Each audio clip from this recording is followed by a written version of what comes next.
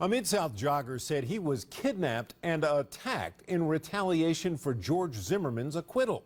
Action News 5's Janice Broach talked to this jogger. She is live tonight with his story. Janice? Well, Devin Dickey says he and his wife had just put their 4-year-old daughter to sleep Sunday night when he decided to go out for a jog. Dickey says he stopped to stretch, and that's when 3 men in a car stopped and ordered him to get in.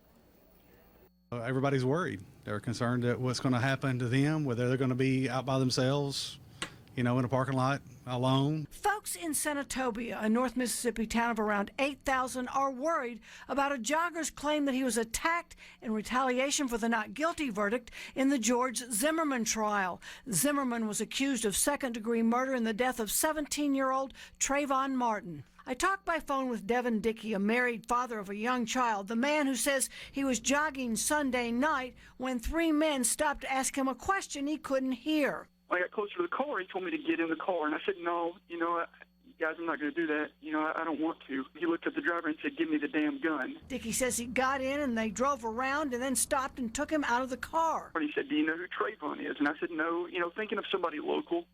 And he said, Trayvon Martin. And I said, yes.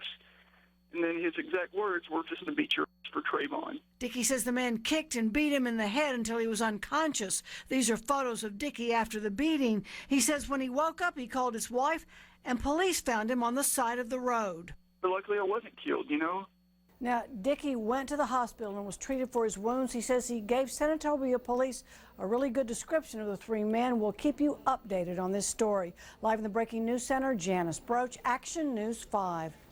The prosecution in the George Zimmerman trial has had 2 days to let the not guilty verdict sink in. Zimmerman was acquitted in the death of Trayvon Martin. Now he could face a civil lawsuit for the shooting death. Today, prosecutors defended the second-degree murder charge. Second-degree murder was absolutely viable based on George Zimmerman's mindset and his profiling. As Bernie said, he assumed and he profiled.